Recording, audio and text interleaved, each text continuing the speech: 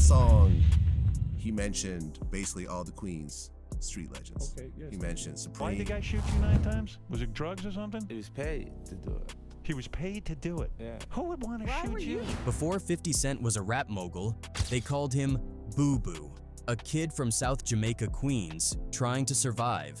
But survival meant crossing paths with men like Kenneth Supreme McGriff, the same man the streets once called the rapper's killer.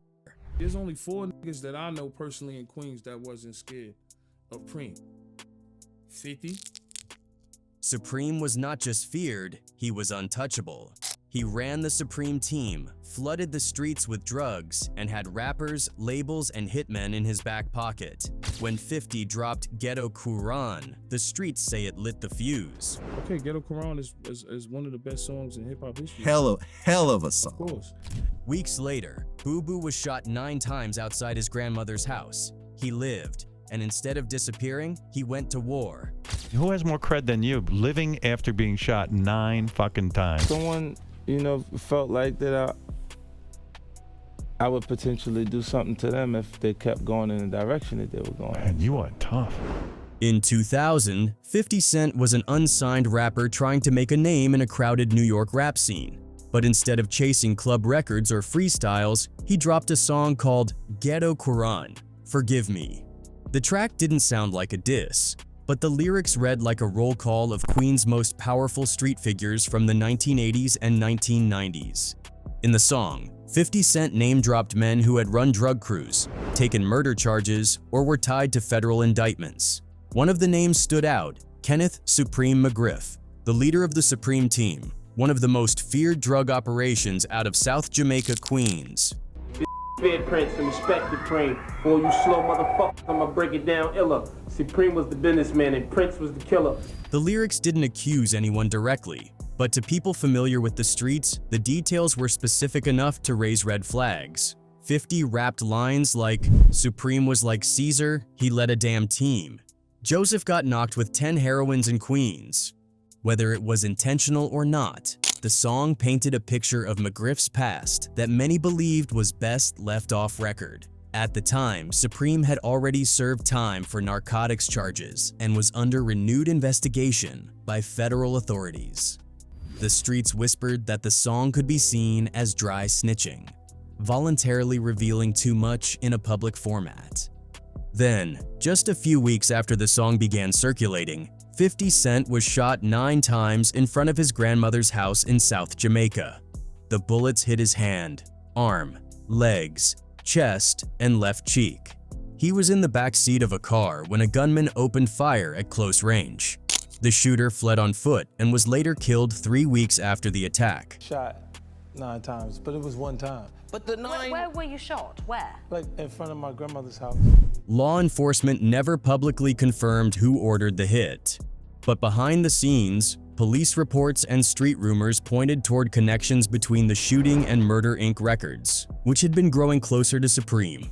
Murder Inc. at the time was run by Irv Gotti and had recently developed a close relationship with McGriff. Court documents and media investigations later revealed that McGriff was helping finance some of their projects and allegedly assisting in street security for the label's artists.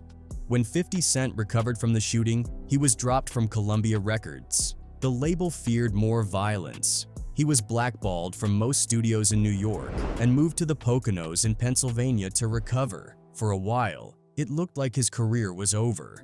But in 2002, 50 returned to the scene. This time, he was not just a local name. He had signed with Eminem and Dr. Director. His mixtapes were circulating everywhere. He spoke rarely about the shooting, but insiders claimed that many of his lyrics carried hidden references and warnings toward those who tried to silence him. Still, the Ghetto Qu'ran track was never officially released on an album. Columbia shelved it. Years later, leaked copies would circulate online, and fans began piecing together just how deep 50's knowledge of the streets ran. To this day, 50 Cent has never publicly confirmed who shot him, but his career was forever shaped by that moment. He became known as the rapper who survived and didn't back down. But the real story doesn't start or end with him, because Ghetto Quran only scratched the surface. The man at the center of it, Supreme, was more than a lyric. He had been a drug lord, a federal inmate, and an alleged shot caller with influence that stretched from the streets to the music industry. To understand why the song caused so much tension, you have to understand the man behind the name. Before rap ever made him a target, Kenneth Supreme McGriff ran Queens like a corporation. I'm Supreme in the house. What up? You know, whole brother ain't family in this mother. By the early 1980s, he had built one of the most organized and lethal drug operations on the East Coast, the Supreme Team. There were several major organizations selling in Southeast Queens. Based out of the Baisley Park houses in South Jamaica, Queens, they didn't just sell drugs. They moved like a military unit. Uniforms, ranks, structure, and Supreme. He was the face, the strategist, and the one even killers respected. Under his rule, the team reportedly made $200,000 a day, using teenagers as lookouts and enforcers, while corrupting local officials and intimidating entire neighborhoods. His presence at local events, from basketball games to community block parties, gave him an image of a Robin Hood figure to some. But behind closed doors, the streets whispered a different story. Torture rooms, executions, silent murders that never made the news. By the mid-80s, McGriff was arrested and sentenced to 12 years in prison on federal drug charges. But even behind bars, his name kept ringing through violence, loyalty, and fear. When he got out in 1994, the city had changed. The crack era was cooling down, but rap was heating up. Supreme was out, but he was not done. He started getting close to Murder Inc., the label run by Irv Gotti. That move would ignite whispers that Supreme was not just looking to get into the music business, he was looking for revenge. Because by then, one rapper from South Jamaica was blowing up, and he had just disrespected the Supreme in a way that couldn't be ignored. That rapper, Boo Boo, now known to the world as 50 Cent. Yeah, me and 50 go back like some cars. And like, I know 50, I don't even really know him as 50 Cent, I know him as Boo Boo. He was like other people, like he wasn't afraid of him, and he was strong enough and bad enough to, go up against him. By the late 90s, Curtis Jackson, the kid they called Boo Boo, was not just hustling in the streets of Southside Jamaica, Queens. He was documenting it, aggressively, boldly, and most dangerously, by naming names. The kind of dude that excuse me, it's kind of a big gun I got on my head. I don't want to flash dance though, it's just... 50 Cent's breakout track, How to Rob, made the industry laugh. But it was Ghetto Quran that made the streets furious. In it, he laid out the blueprint of Queens' underworld, mentioning real players like Fat Cat, Pappy Mason, and Supreme. Whether he meant it as storytelling or strategy, one thing was clear: he was breaking the street code. Said street shit, but was still involved in the street.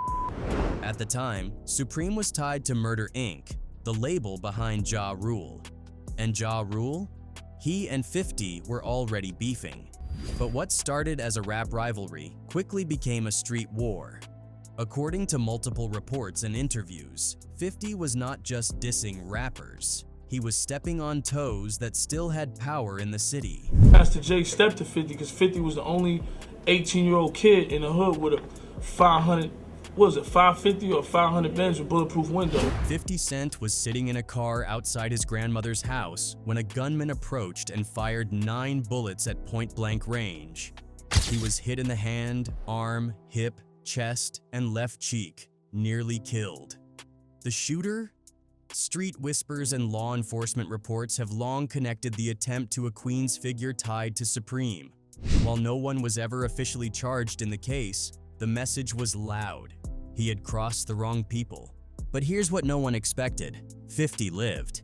He walked out of the hospital a different man, jaw wired, body stitched, paranoia high, but ambition even higher. He started wearing a bulletproof vest to interviews, to videos, even to business meetings. He embraced the image, the rapper who took 9 shots and survived. It was not just marketing, it was truth, and it made him a legend. How many times have you been shot? 9 times. 9 times. You wear a bulletproof vest now most of the time, I believe. Yeah, in the States, just because I've been shot myself, you know, and I've seen Tupac and Biggie Small situation. While Murder Inc. and Supreme were still moving in silence, 50 was speaking louder than ever. His mixtapes flooded the streets. His hooks were venom. His energy was unmatched. Labels that once feared signing him suddenly started bidding wars. And when Eminem and Dr. Dre gave him a deal with Shady/Aftermath, it was over. 50 Cent went from underground menace to mainstream monster. And the people he once named in songs? They watched as the kid from South Jamaica became untouchable. But Supreme? He hadn't disappeared, and behind the scenes, he was still watching, still pulling strings, still waiting. Because if the streets were a chessboard, 50 had just moved his queen. But Supreme still had his eye on checkmate. By the early 2000s, the name Kenneth Supreme McGriff had returned to street whispers. Though he'd already served time in federal prison, the streets say his influence never really disappeared. He kept his ties strong, especially through Murder Inc., the label Supreme allegedly helped bankroll. At that time, Murder Inc. was everywhere. Ja Rule was a chart topper, and Irv Gotti was running one of the hottest labels in the country. But behind the scenes, things were not smooth. 50 Cent was heating up. He had already recorded Ghetto Quran, a track that called out street legends by name, including Supreme. The song was not just music, it was viewed as a breach of code. In street politics, you do not put people's names and business in records, especially not people with real reputations and real consequences behind them. The streets say that's when the hit was greenlit. On May 24th, 2000, 50 Cent was shot 9 times outside his grandmother's house in Queens. The shooter, according to NYPD detectives like Bill Courtney, was Daryl Homo Baum, a known killer allegedly hired to do the job. Though no one was convicted for ordering the hit, law enforcement began building a case, watching closely as the Supreme Team's name came up again and again in relation to Murder Inc. 50 Cent survived, barely. But that moment turned everything. He went silent, healed up, and got even more focused. While the police chased leads, the streets say 50 began plotting his comeback, not with revenge in the streets, but with domination in the industry. The Supreme Team might have still had fear, but now, Boo Boo had something else. Momentum. When 50 Cent got shot 9 times and lived, the streets didn't just call it survival, they called it resurrection. I've seen people go into the hospital under circumstances that were way less intense and not come out. Yeah, it's a miracle you lived. And when he came back, he was not the same Boo Boo that Supreme and Murder Inc. tried to silence. He was sharper, quieter, but louder where it mattered, on the mic and in the streets. Supreme thought the hit would send a message, but Boo Boo flipped that message upside down. Instead of vanishing, 50 flooded the mixtape circuit. While most rappers were doing albums, he was dropping war declarations. Ghetto Quran told the streets who was who, and Supreme knew his name was in there. The feds did too. While Supreme's soldiers were still moving weight, 50 was moving power, with a microphone. He didn't hide, did not duck. In fact, he called them out in broad daylight. You shoot me, better kill me. 50 on many men. And here's where the streets flipped. People started respecting Boo Boo more than they feared Supreme. See, in Jamaica, Queens, fear had been Supreme's weapon. He was the judge, the executioner, the shadow behind the curtain. But now, there was a new name echoing in barbershops and corners. And it was not Ja Rule. It was Boo Boo. Oh! That's when I knew 50 didn't. And that's when I knew Supreme didn't like 50. The G-Unit movement was not just music. It was armor. It was warning shot. Lloyd Banks, Tony Yayo, and later Game all stood behind 50. And more importantly, the Hood stood behind them. Young dudes from Southside started saying G-Unit like a badge of honor. While Supreme hid behind industry players, Boo Boo was the industry now. Jimmy Iovine took a chance on him. Eminem vouched for him. Dr. Dre handed him beats that would shake radio waves in streets alike. Supreme had cash, but 50 had control and a bigger microphone. Even behind the scenes, Boo Boo didn't back down. He hired real security, stayed surrounded by the right people, and most importantly, he stopped trusting anyone, not even close friends. Because when you survive a hit, you realize how deep betrayal can go. And so Boo Boo started moving like a general, not a rapper, not a victim, a general who had once been marked for death and now made music out of it. By 2003, Get Rich or Die Tryin' was everywhere. Supreme was not. Get Rich or Die Tryin', the best album of all time. I don't give a f*** what you talking about. The streets knew it, the feds knew it, even Ja Rule knew it. And Supreme, he could only watch from the shadows as Boo Boo turned the entire chessboard around. By 2004, the tide had shifted completely. Kenneth Supreme McGriff, once the most feared man in Queens, was no longer the puppet master. His strings were being cut, one wiretap at a time. The Supreme team had ruled the 1980s like street royalty. They had dope, they had muscle, they had bodies on their name. Supreme made millions. Got out of prison in the mid-90s. He was not just trying to rebuild his empire, he was trying to reshape it. That is when he started moving through the music industry. He linked with Inc., backing Irv Gotti's label. In the streets, people whispered that Incorporated was being used to launder money. And when Ja Rule's beef with 50 Cent erupted, it was not just rap drama anymore. It became street-level warfare. But Supreme made one mistake. He brought street codes into a world full of microphones and federal agents. The feds had been watching, listening, and Boo Boo's name, his beef with Supreme, had them taking notes. They connected Supreme to the murder of Eric E. Moneybags Smith, a Queens hustler and friend of 50 Cent. And then it's, wow, I'm making a lot of money, or, wow, the cops hit my stash, now I gotta make it up. And then you're in the life and you're not getting out it until you go to jail. Then came the murder of Big Nose Troy, allegedly for stealing drugs. And behind the scenes, there were whispers of multiple contract cases tied to old rivalries and power plays. They put it out that he's at the Van Wyck sports bar, and they just wait for him to walk out and pop him, and that's it, he's dead. By the time Get Rich or Die Tryin' hit platinum, the FBI had already built a RICO case. They didn't just want Supreme, they wanted everything. Bank records, phone taps, Inc.'s financials, artist contracts. The studio was not safe anymore. It was surveillance. Supreme tried to move slick. He kept using payphones, had messages delivered through third parties. He even paid a private investigator to track down witnesses. But it was too late. The streets he once owned, they belonged to someone else now. And the law? It was closing in, fast. In 2007, the gavel dropped. Kenneth Supreme McGriff was sentenced to life in federal prison. No parole, no freedom, no more power moves. It was over. The man who used to send killers with just a glance was now behind glass counting days. The Supreme team, once legendary in the Southside, was nothing more than faded ink in federal files. And Boo Boo, he didn't dance on Supreme's grave. He did not need to.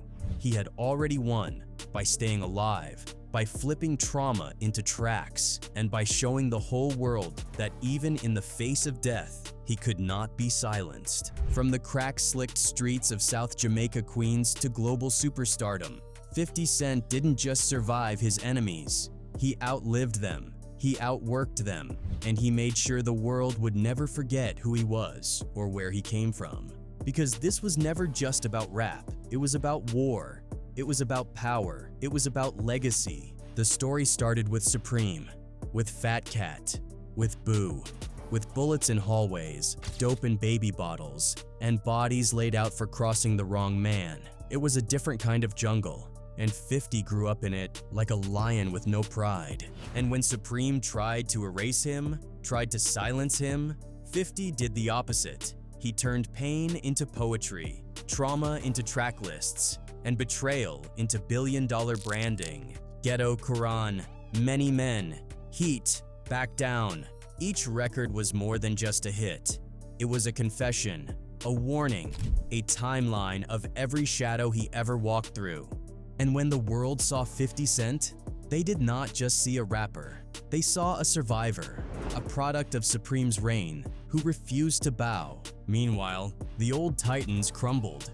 Fat Cat's in federal prison, likely for life. Supreme is locked down for double murder and RICO charges. And Boo? His name is barely whispered now. A ghost from a violent past that even the streets don't glamorize anymore. They had the guns, they had the crews, but 50 had something deadlier. A voice, a vision, and a vendetta. What started as a hit list became a playlist. What began as a setup turned into a legacy move. TV shows, power moves, vitamin water deals, and Power Universe. All of it was born from those gunshots, that hunger, that paranoia. In the end, the Supreme team ruled the 80s, but 50 Cent, he ruled the future. Not just through music, not just through power, but by turning the same Southside trauma that was meant to bury him into a billion-dollar brand built on fearlessness, a drug kingpin, or a rapper, or a hit gone wrong. This was the story of a boy who watched his mother die, dodged bullets, outsmarted gangsters, and still came out on top because he never forgot who the real enemy was. And he never let the streets claim him. From Southside to Immortality, Curtis Jackson made damn sure that his name would never die. That will be all for now. Goodbye.